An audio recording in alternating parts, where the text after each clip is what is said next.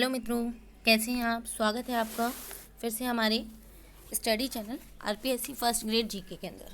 तो मित्रों, हमने अपना स्कूल मैनेजमेंट का सिलेबस स्टार्ट कर रखा है और इसी सिलेबस के क्रम में मित्रों हम आज अपना 5वां चैप्टर स्टार्ट कर रहे हैं। अब तक हम अपने 4 चैप्टर कंप्लीट कर चुके हैं। होप आपने सारे वीडियो देखे होंगे, और अगर आपने वो पुरानी वीडियो नहीं देखे हैं तो पहले आप जाके उन वीडियो को देखें और सब्सक्राइब करना ना भूलें, ताकि नई वीडियो की अपडेट आपको मिलती रहे, और लाइक एंड शेयर करें ताकि ज़्यादा से ज़्यादा लोगों के पास पहुंच सके। तो मित्रों, आज जो हम चैप्टर पढ़ेंगे वो है हमारा विभिन्न शैक्षणिक संस्थाएं। मैंने 5वां चैप्टर पढ़ाया था, सिलेबस में ये बता दिया था विभिन्न शैक्षणिक संस्थाएं। ठीक है, इसमें भारत की शैक्षणिक एजेंसियों की हम बात करेंगे। तो पहले एक छोटा सा चार्ट देख लेते हैं, आपको जैसे स्क्रीन पे दिख रहा होगा। आप चाहें तो अपनी रफ कॉपी में पॉज करके इसको बना सकते हैं। ठीक है, तो देखिए यहाँ पर हम कौन कौन सी संस्थाएं पढ़ेंगे और उनकी स्थापना कब हुई। ठीक है, और किसकी मतलब निर्देशन में उनकी स्थापना हुई है ना, उनका कार्य क्या है, उनके अध्यक्ष क्या हैं, उनके कितने विभाग हैं, उनका उद्देश्य क्या है, ये सब हम इसमें डिटेल से पढ़ेंगे। प्लस यहाँ से एक क्वेश्चन मित्रों आता ही आता है, कई बार 2 क्वेश्चन भी बन जाते हैं। अधिकतर यहाँ से क्वेश्चन फुल फॉर्म पे भी आता है। जैसे हम 2016 के पेपर की बात करें तो वहाँ IASE का फुल फॉर्म पूछा गया था, है ना। तो इस तरीके के क्वेश्चन मित्रों इसके ऊपर आ जाते हैं। कई बार उद्देश्यों, विभागों, ठीक है, विभागों की संख्या से रिलेटेड भी क्वेश्चन आते हैं। तो बहुत अच्छा चैप्टर है, अच्छी तरीके से हम इसे पढ़ेंगे। अब ज़्यादा टाइम वेस्ट नहीं करते हैं और हम अपना वीडियो स्टार्ट करते हैं। देखिए MHRD, ठीक है, इसकी स्थापना कब हुई थी? 1985 में। किसने करी थी? राजीव गांधी ने। इसका उद्देश्य क्या था? जन कल्याण करना। और अध्यक्ष कौन होते हैं इसके? HRD मंत्री। विभाग कितने हैं? 7 विभाग हैं। ये हम शॉर्ट में बता रहे हैं, अभी हम इन सबको डिटेल में पढ़ेंगे। चार्ट बना दिया मैंने पहले कि हम करने वाले क्या क्या हैं। फिर NCERT की बात करते हैं मित्रों। 1961 में इसकी स्थापना हुई। किसके निर्देशन में? कालूराम की। ठीक है, राजस्थान विद्यालय परामर्श, मतलब राजस्थान में विश्वविद्यालय को परामर्श देने का कार्य करता है। अब है IASE। 1986 में इसकी स्थापना हुई मित्रों। ठीक है, मेन 1988 है। आगे हम इसकी डिटेल पढ़ेंगे। टोटल कितने हैं ये? टोटल 29 हैं। राजस्थान में कितने हैं? 2 हैं। कहाँ कहाँ पर है मित्रों? एक तो बीकानेर में है और एक अजमेर में है। ठीक है, अब हम बात करते हैं SIERT की। ये RSCERT इसका नाम बदल दिया गया है 2018-2019 में। तो ये अमेंडमेंट हुआ है, इसका हमें ध्यान रखना है। अभी हम इसको जब डिटेल से पढ़ेंगे तो डोंट यू वरी, मैं इसकी फुल फॉर्म भी बताऊँगी, सब कुछ बताऊँगी आपको। ठीक है, टोटल 38 है। 11 नवंबर 1978 को इसकी स्थापना हुई थी और कक्षा 1 से लेकर 8 तक के पाठ्यक्रम की बात करता है।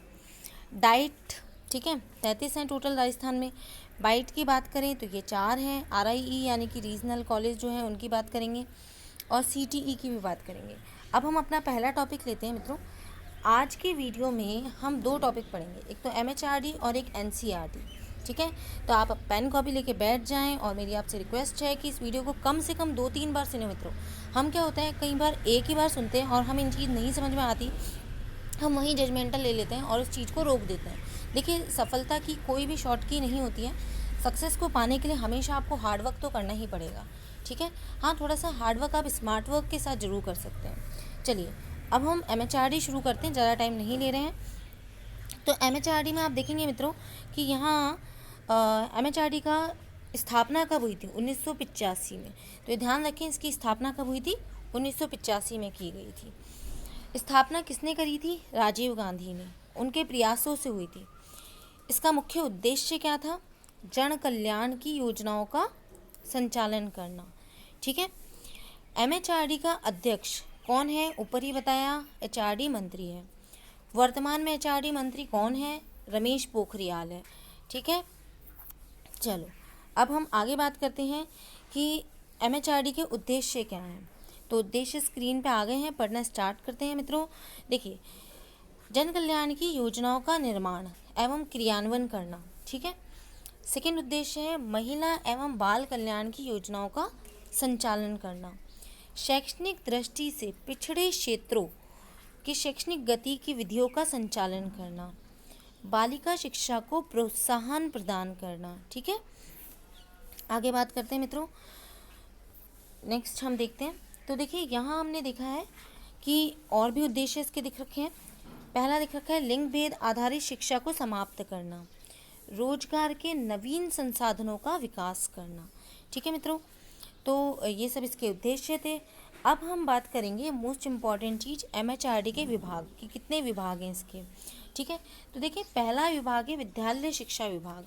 साथ साथ याद करते जाएं, आप आंख बंद करके फिर बोलें, दोहराएं इस चीज़ को, लिखें इस चीज़ को, पर इस चीज़ को याद करें, क्योंकि देखो मित्रों कई बार क्वेश्चन आ जाता है कि निम्न में से कौन सा विभाग MHRD के अंतर्गत नहीं आता है।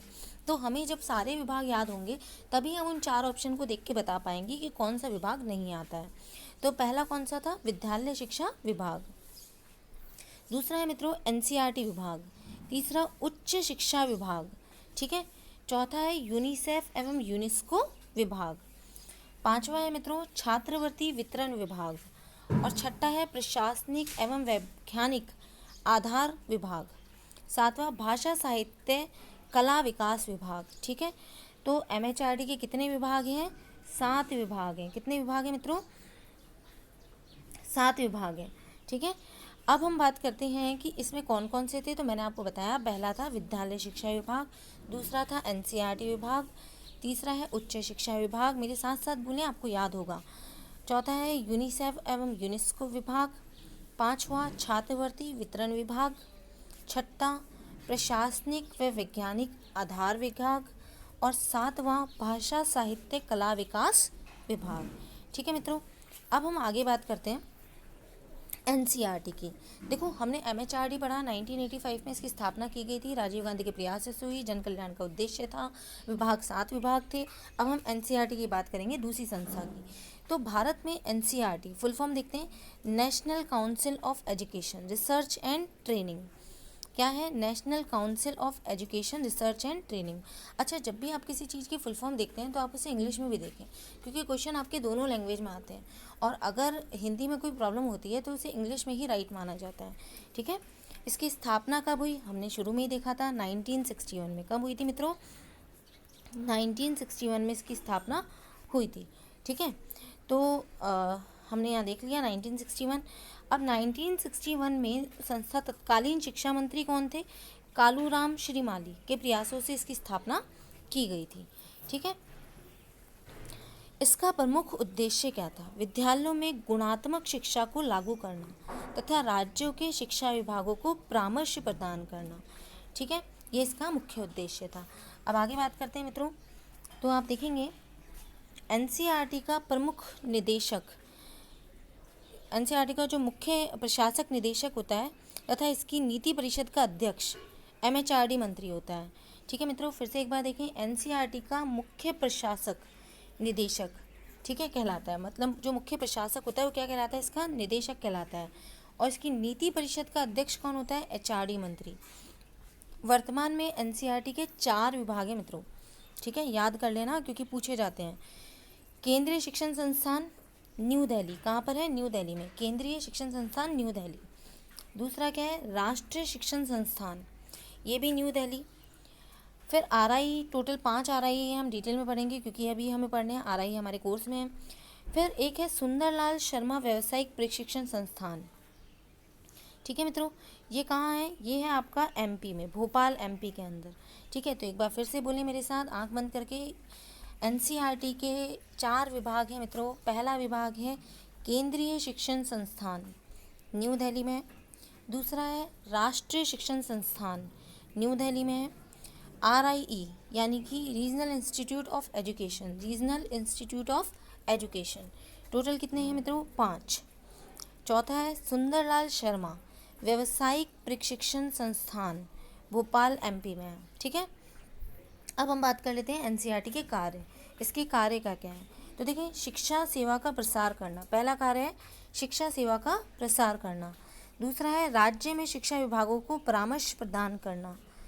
तीसरा कार्य है विद्यालयों में गुणात्मक शिक्षा को लागू करना।